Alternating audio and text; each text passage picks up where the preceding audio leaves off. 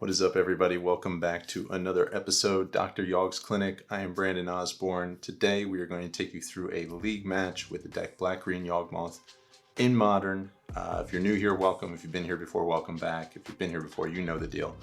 My aim is to help you become more proficient with this deck if you're playing with it, and hopefully the tips that I give don't make you better at playing against it. The list was in the intro. The matchup, I don't know. You know what it is. Let's get into it. We are on the play. An enthusiastic opponent. Let's see what they are playing. There's a couple of prominent matchups in the format that I haven't actually gotten in Dr. Yawg's Clinic yet, so I'm hoping to get paired against one of those. Living in Tron. Dredge, 4-color Yorion pile, one of those. So we're seeing a Gigantha on the opposite side of the board. Could be one of 3 decks: Tron, Affinity, or Death Shadow. So we'll see which of those it is.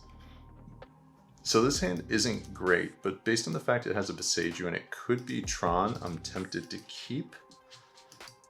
But besides that, it doesn't really do anything. If this is Affinity, this hand is really bad, and if this is Death Shadow, this hand is really bad. I think we have to ship it back. All right, and this hand is much better. It's not great against Tron, but everything else it should be fine against. So we will keep, and I think we can get rid of the Overgrown Tomb.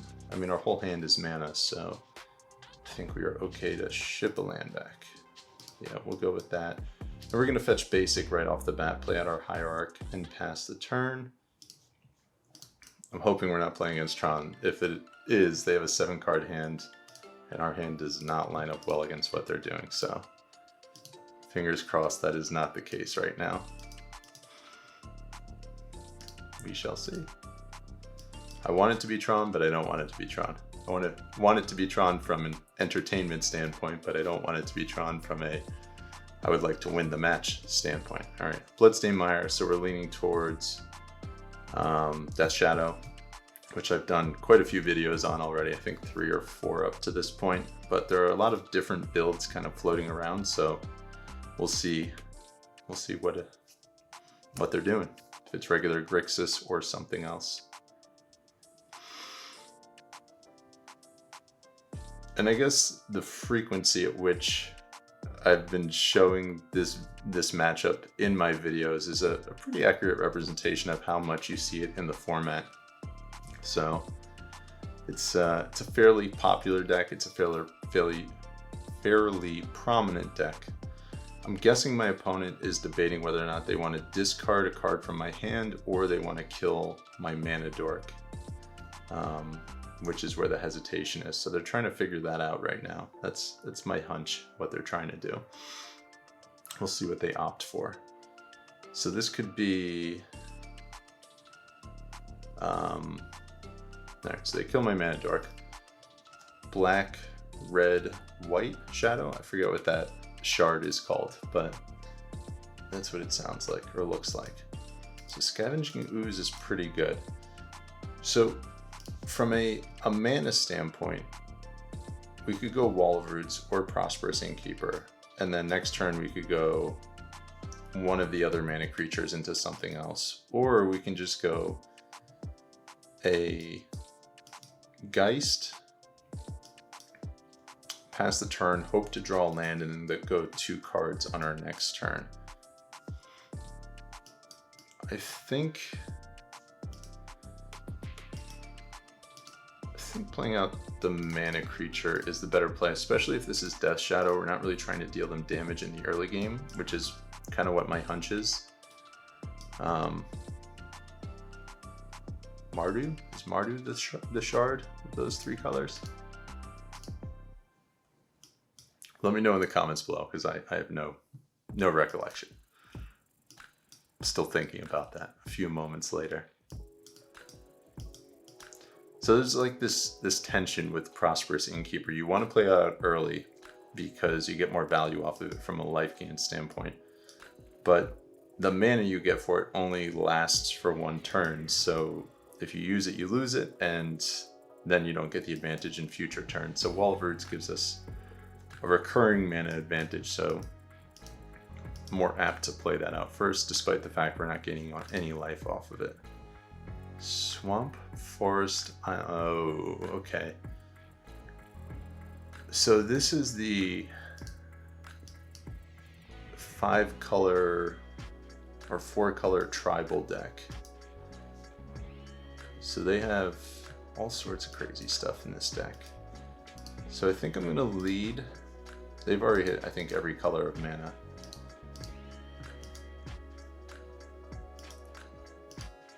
I think I'm gonna play Innkeeper into Geist, next turn try to Evo, and then go from there. So let's see how this works. And then if we, next turn, if we can draw into,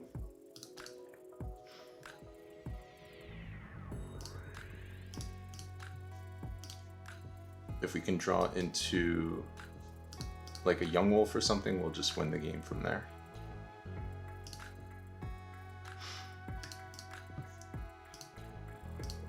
Assuming we can pull another land.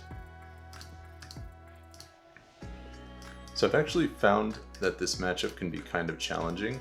They have some really big threats that are tough to deal with, such as that 5/5 that eats our graveyard. They missed their land drop though, which is really good for us. Alright, Yawgmoth is not a great draw.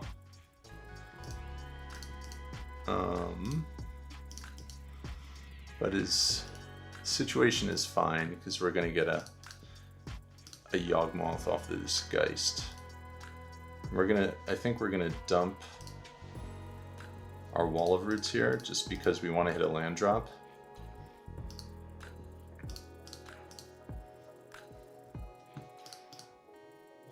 Okay, we got our land drop.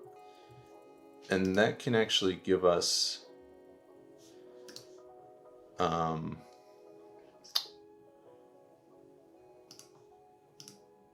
that can give us a Dryad Arbor as well, which is decent. See what they do with this Kavu. They probably have a removal spell for the Yawgmoth, so need to be aware of that as well. Grist is not a bad top deck because we can get rid of this Kavu. And as the board stands, I'm not too concerned about my life total. Yeah, there's that thing.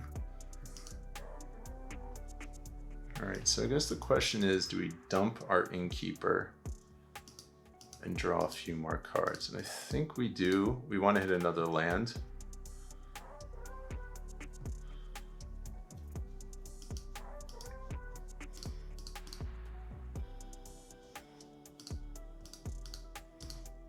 Take this Kavu down another notch.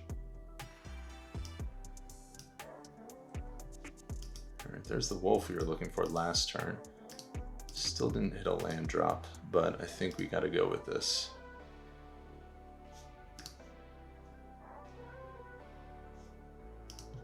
See if they attack with this thing. They do, which is interesting.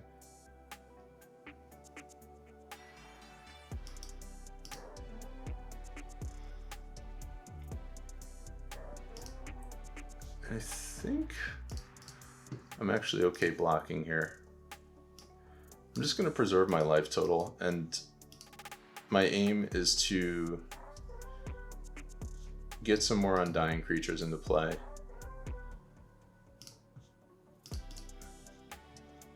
Or Grist, and then just start generating more advantage from there.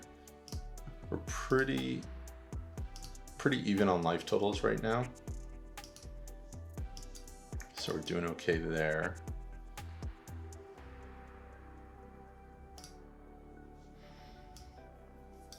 So I feel like Scavenging Ooze is going to be pretty good this game as well, because we can eat it and grow.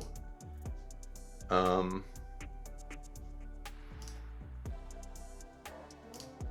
gonna perform the most mana efficient play here. So I'm gonna get Yawgmoth and Grist into play. And then pass the turn from there. They can tribal flames the Grist down, but I've already gotten advantage of it off of it if they do that. So I think I'm okay with that. And they're a little tight on mana as it stands, so that is okay.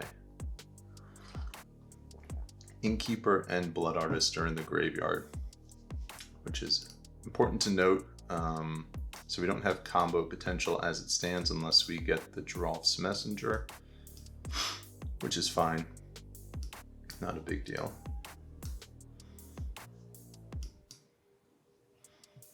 So they drew 2 lands in a row there because they did miss their 3rd land drop. Okay, Mantis Rider, that's pretty good.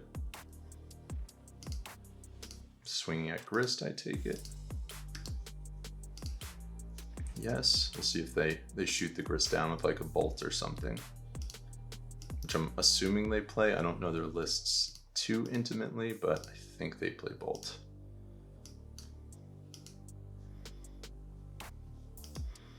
Double Geist. All right, we'll lead by ticking up here.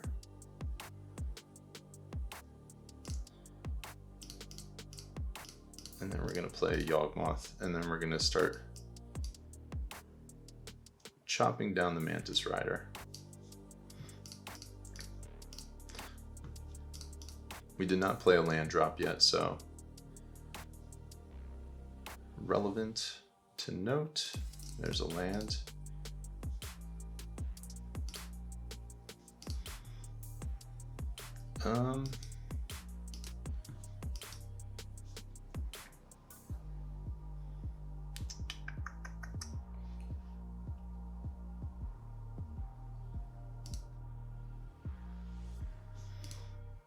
So I can swing with the insect.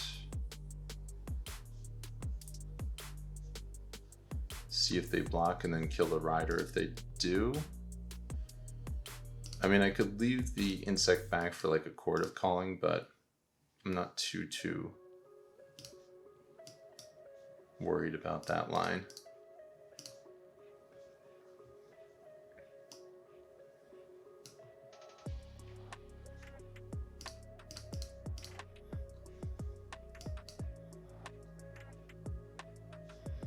Okay, there's the Chord of Calling I was just referencing. Yeah, we'll play out the Dryad Arbor and pass the turn. So they can't kill the Grist with an attack now.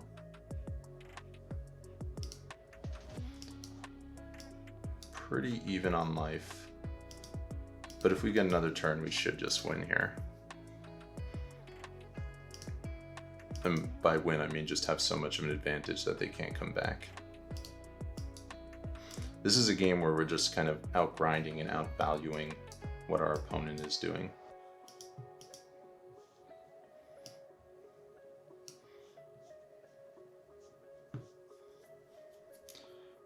If they just go combat and swing at Grist, I think I'm going to sacrifice the Yawgmoth and kill the Mantis Rider.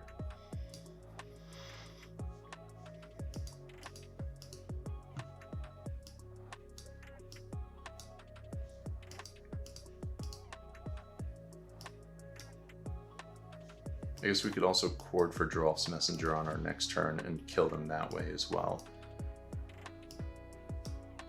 We have a swing for 5, 6, 7, 8, 9, 10, 11.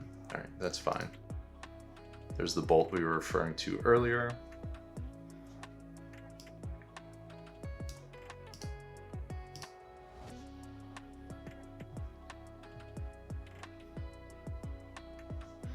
I think I'll actually take the 1. I'm going to leave the Yawgmoth as it is. A little bit of a conservative play. I tend to lean in the direction of conservative plays. I think like the most common comments I get on these videos is, you know, why didn't you attack on that turn, or what are you playing around? And I definitely err on the side of caution when it comes to the lines that I take most of the time. Shardless into a Kavu. Okay. That's fine.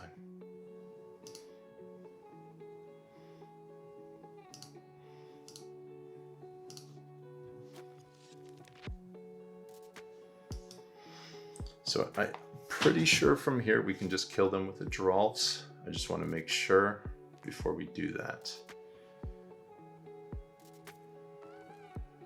1, 2. So Drolf's down to 10. Down to 8. Yeah, so we can just kill with the Drolfs. 1, 2.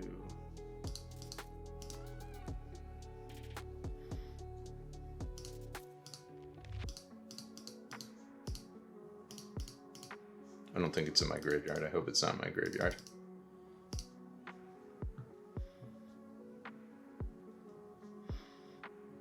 And I don't think they have a way to get rid of it either, so.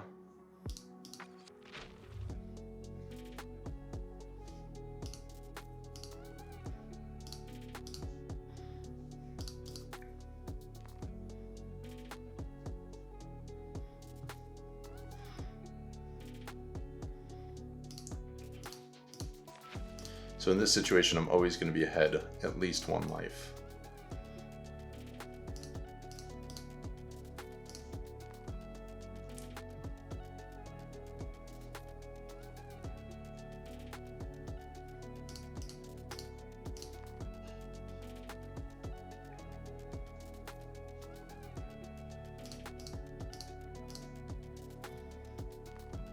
Yeah, so this is just a loop. As long as you're at the same life as your opponent when you're searching for the Drolfs, and it's an even life total, you're good to go off.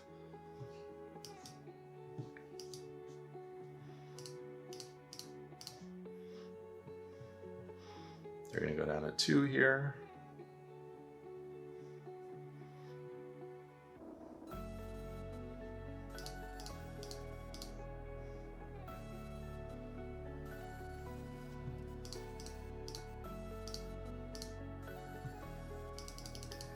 If we drew another Chord of Calling, we can actually just chord into the win as well, I believe. All right, so we get it done. We combo killed them. This game, I think we want Hapatra. I think Hapatra should shine in this matchup. I think we also want Thought Seizes. I don't think Bailoff is very good. I don't know if Endurance is very good. I don't know if Liberator actually does anything. Crime Punishment seems like it could be reasonable. Probably not great. And maybe we bring in Magus to slow them down? No, probably not. I think just these 3 cards, I think that's fine. And depending on what we see out of them this game, like if they bring in some sort of a ley line or something, we'll change our strategy. I think we can shave an Endurance. And then they're going to be hitting our 1-drops, so I think we can shave on birds a little bit. So we'll run like this. Pretty minimal sideboarding strategy, pretty straightforward. It's not a whole lot we want in this matchup. So just get rid of the relevant threats with our Thought Seizes, and then just execute our game plan. I tend to keep an Endurance in most matchups, just because of its utility in terms of being able to cycle cards that I've lost in my graveyard, and the ability to flash it in and chord with it. And there's some combat shenanigans you can run with it as well.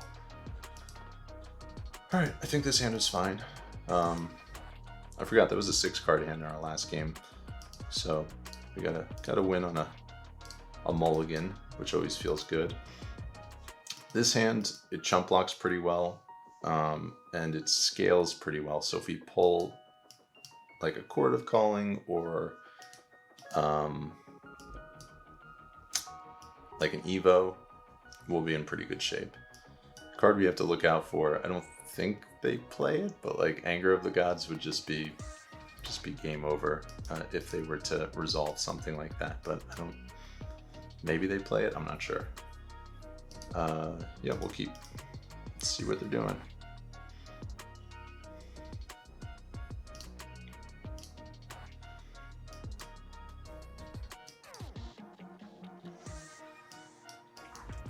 I don't know what they have from a 1-drop perspective. I guess Ragavan might be in the deck.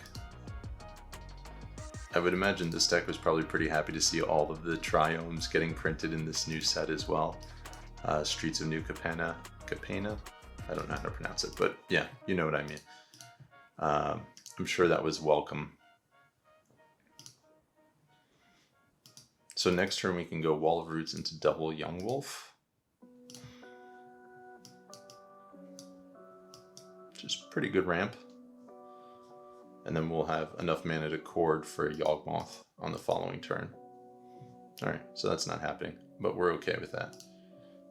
It's weird seeing a basic island out of this deck too. It feels like a lot of the spells they're casting are green-red. So to see island feels a little off, but that's okay. We'll go Wall of Roots. And then I think we're going to go Hierarch here. They haven't played a threat yet, so I'm not really inclined to put down the Young Wolves as of yet. Young Wolves. Not really in need of a chump blocker as it stands. Plain Swamp Forest. They actually don't have a red source right now. Okay, rest in peace. See if they miss their land drop here. We have an answer to the rest in peace with the Beseiju, so we can keep that up if need be. Innkeeper isn't bad.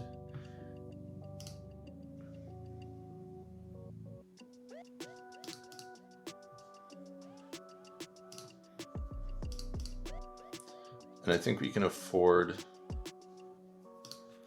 to shock here. Not too worried about it. We're going to gain 2 life off the Young Wolves. And then we have Beseiju up if we need to on their turn. Just in case they try to get our Young Wolves. I don't really want to give them an extra land, but if we need to, we can.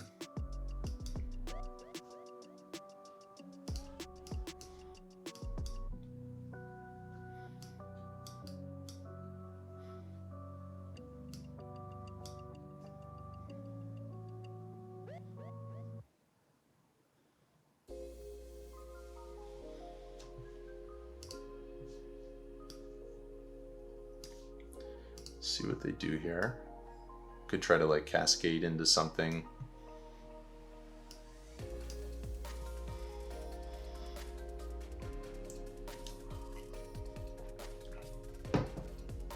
For us just drawing into a Yawgmoth, it's just game over at that point. Especially if they tap out. Alright. Nothing. A little strange.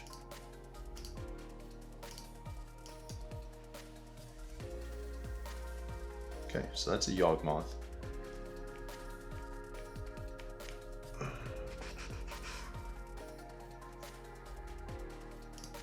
Alright, so I'm going to lead on an attack with just a Young Wolf.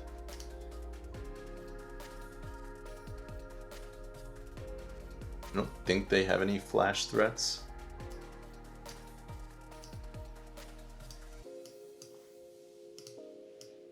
See what they're doing here. The fact that they're fetching makes me a little nervous. Fetch shock, okay.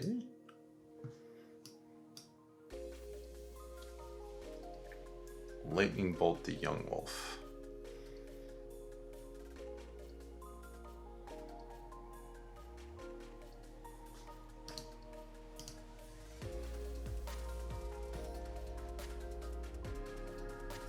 I think we're okay with that. We're gonna let that happen.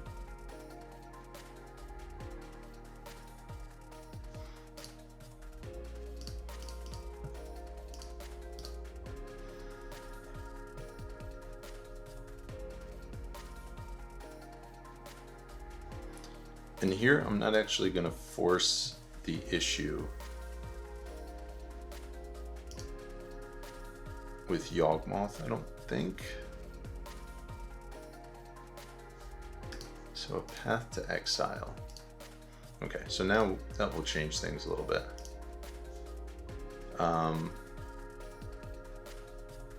We're gonna dump the rest in peace.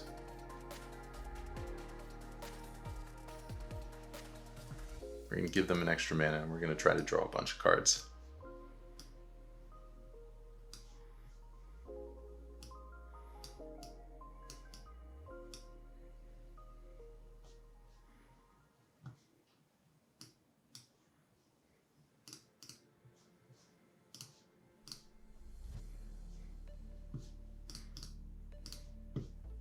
Move our stack over here, front row center, see what's going on. We'll gain a life. Best draw is a Court of Calling right now. It's actually not bad.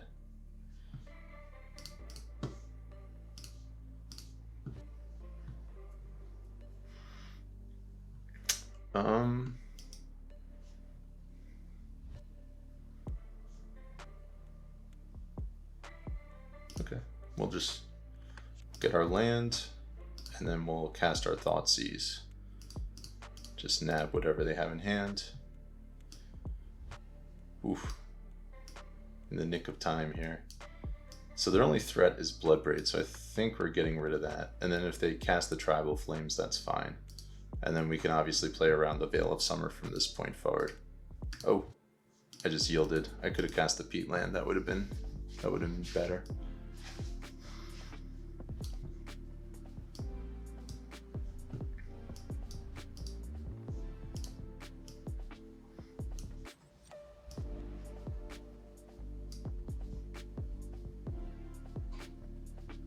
Yeah, of course. Good old Thoughtseize bug on Moto. Gotta love it. Alright, so now they are actually ahead.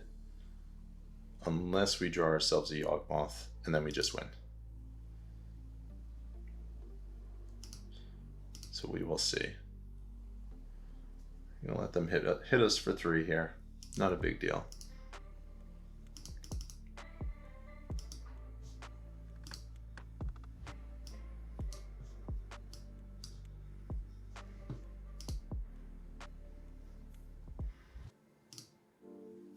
Find a Yawgmoth. Does that do it? 1, 2, 1, 2, 3, 4, 5. Yes. Yeah, that's enough. Okay, got a Yawgmoth.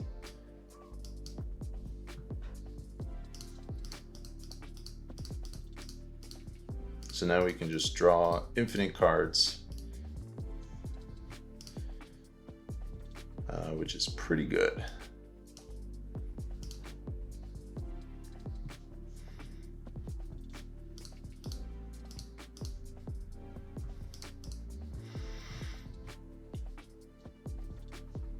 We only have 1 endurance in the deck at this point, I think. Which means we can't actually kill them this turn, but I mean, we'll be able to just stock our hand with whatever we want.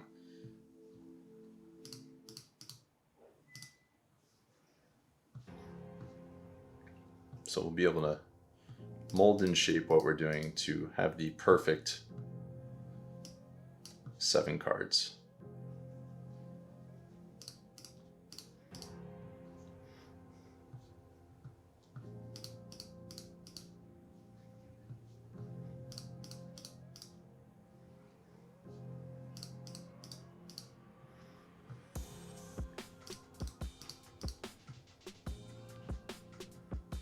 So there's another Yawgmoth, which is good. That's what we want. There's a Grist. 1, 2, 3, 4, 5, 6, 7. And that 7's pretty good already.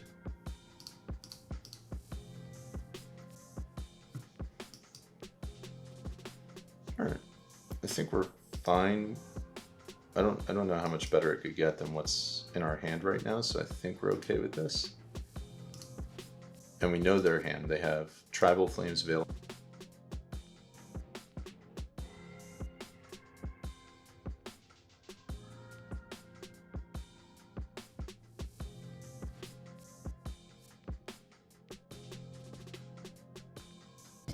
This cut off Hopefully I didn't lose too much there. I was so focused on what I was doing.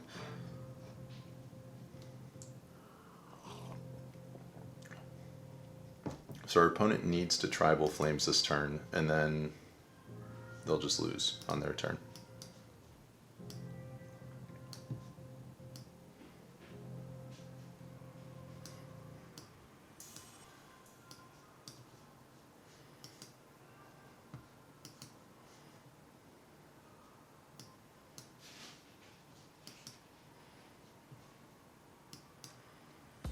Okay, there's the Tribal Flames as expected.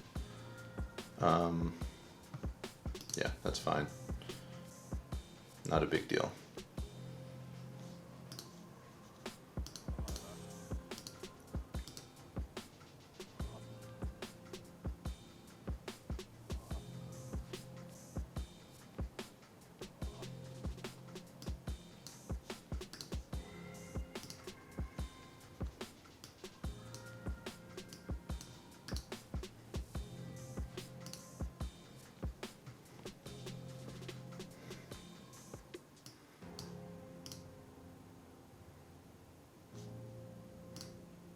Discarded Shardless, so they still have the Veil of Summer in hand. I accidentally clicked that off. We'll block, preserve our life total just a little bit. Probably don't need to, but that's fine.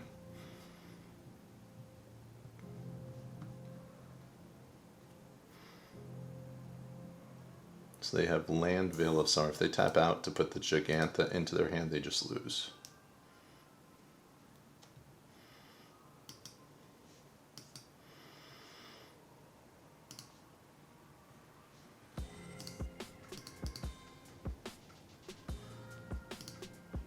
Blood Artist.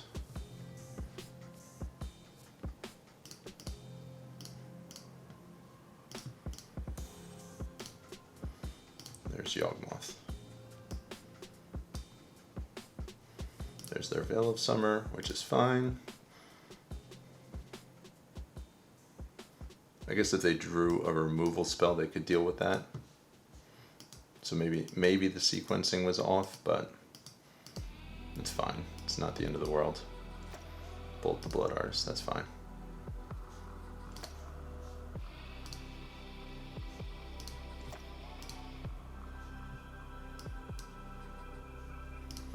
I'll gain a life here.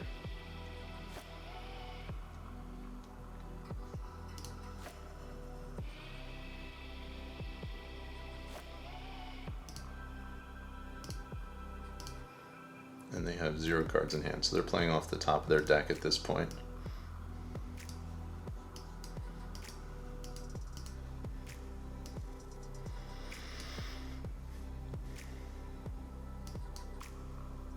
The next turn, once again, we'll be able to draw our whole deck. We can Endurance the Blood Artist back into our library and then just kill them from there. So if they didn't draw something really strong right now, they're just gonna lose.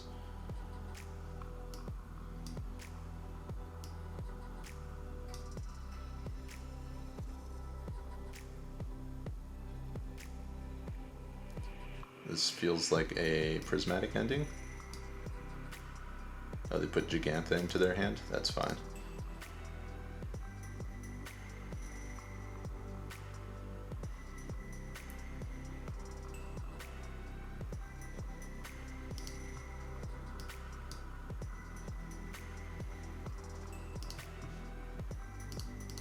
I'm gonna block here and then just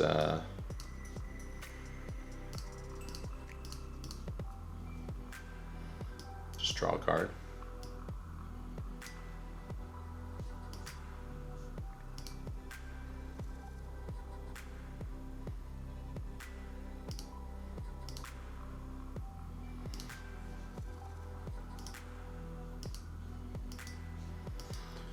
Okay, so here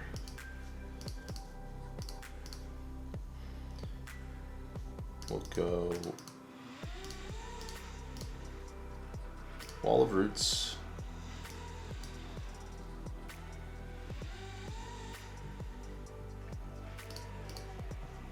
Young Wolf,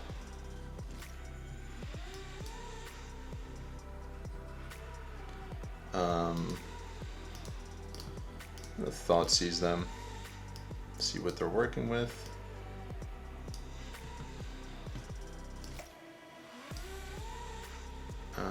I don't really care about either of these. I'll get rid of the Mantis Rider.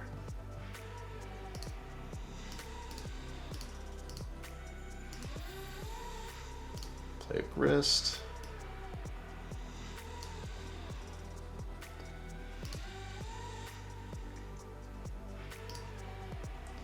We'll sacrifice the Geist. We'll kill the Kavu. Gain a life.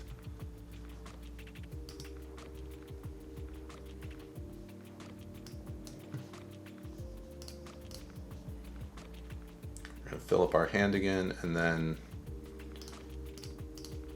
see where we go from there. Probably didn't need to do that with the Grist. I guess I could have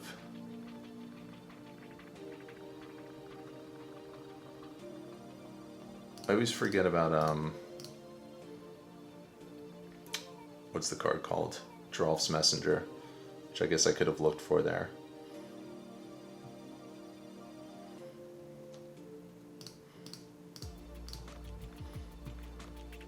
So as long as we don't run out of time, we have the win here. Let's see what our opponent does.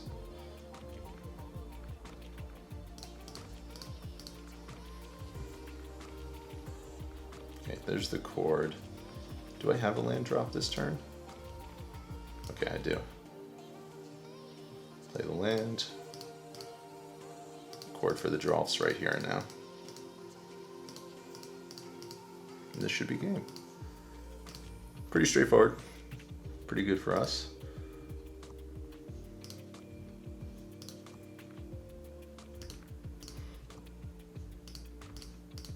I think we killed them with Drolfs both games, which is unusual. I'd say that's the most common, the least common win con that we have in this deck. Okay, and we got the W. So that does it. 5-color zoo. Yawgmoth takes the W, as it should, as it always does. Most of the time, almost always. Creature-based matchups, this deck tends to run over them in most instances. I have found this one to be a little bit more challenging if they're really, really doing their thing, because Tribal Flames is really strong against us, and their creatures are really big. But this match, our cards lined up really well, and we did our thing, and we got the W. So I am checking out for the day. I hope you've enjoyed this video.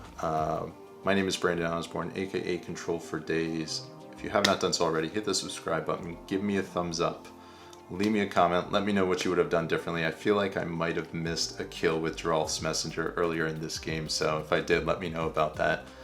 And then also, if you haven't done so already, on my Patreon, I have a bunch of resources there. The link is in the description. And if you want to support me above and beyond hitting that subscribe button, I greatly appreciate you doing that if you want to show your support. So, all right, everybody, I will catch you guys next time. Be well, Brandon Osborne. Until then.